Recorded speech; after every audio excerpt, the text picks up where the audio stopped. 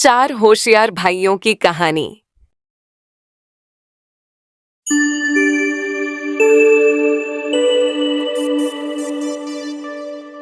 एक समय की बात है, एक गांव में चार भाई रहते थे।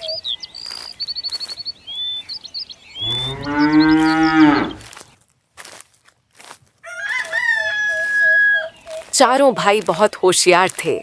उनकी उम्र 15 से 20 वर्ष के बीच थी। एक बार चारों अपने मामा के घर दूसरे गांव जा रहे थे। रास्ते में उन्हें ऊंट के पैरों के निशान दिखाई दिए।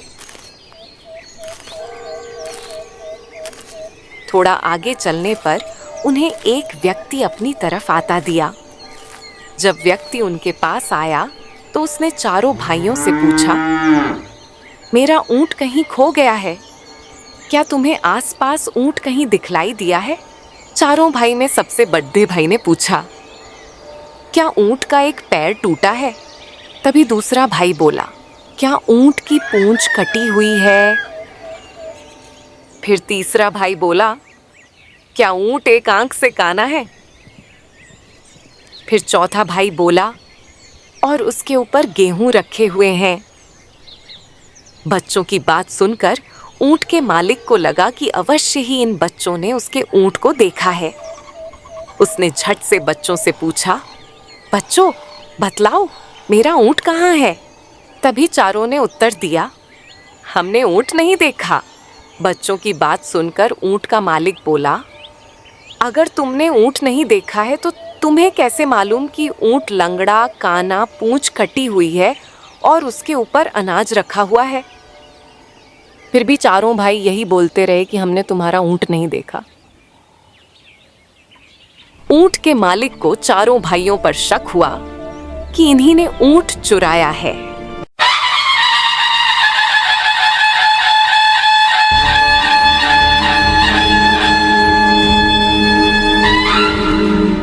ऊंट का मालिक चारों भाइयों की शिकायत लेकर राजा के पास पहुंचा और राजा से शिकायत करते हुए बोला, महाराज, मेरा ऊंट कहीं गुम गया है और इन चारों भाइयों ने मेरे ऊंट का हुलिया बतलाया है, किंतु कहते हैं कि हमने तुम्हारा ऊंट नहीं देखा। मुझे शक है कि इन चारों ने ही मेरा ऊंट चुराया है। राजा ने चारों भाइयों से पूछा कि जब तुमने ऊंट देखा ही नहीं है तो तुम्हें ऊंट का हुलिया कैसे मालूम है? तभी सबसे बड़ा भाई बोला, महाराज, हम जहां से जा रहे थे उस रास्ते पर ऊंट के पैरों के निशान थे। एक पैर के निशान कुछ उभरे हुए थे, बाकी 3 पैरों के निशान गहरे थे। इसका मतलब है कि ऊंट का एक पैर टूटा हुआ था, जिसके कारण उसके उभरे हुए निशान बन रहे थे। दूसरे भाई ने कहा, महाराज, ऊंट की पूंछ कटी हुई होने का संदेह हमें इसलिए हुआ क्योंकि जहां ऊंट के पैरों के निशान थे वहां ऊंट का गोबर बिखरा हुआ नहीं था। इसका मतलब साफ था कि ऊंट की पूंछ कटी हुई है। इसी कारण गोबर पूंछ से नहीं टकराया और सीधा जमीन पर गिरा। फिर राजा ने तीसरे भाई से पूछा तो उसने कहा, महाराज, ऊंट जहां से जा रहा था वहां एक तरफ की घास तो ऊंट ने खाई थी, जिसके कारण वहां घास नहीं थी, और जिस तरफ ऊंट की आंख खराब थी वहां उसे दिखाई नहीं दे रहा होगा, इसीलिए उस तरफ ऊंट ने घास नहीं खाई थी और वहां की घास हरी थी। इसीलिए हमने अंदाज लगाया कि ऊंट काना है।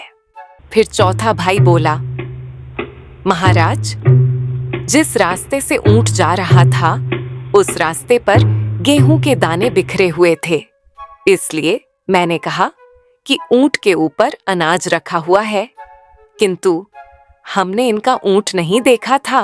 चारों के उत्तर सुनकर उनकी बुद्धिमत्ता पर राजा बहुत प्रसन्न हुआ और राजा ने चारों भाइयों को अपने सलाहकार मंडल में जगह दे दी।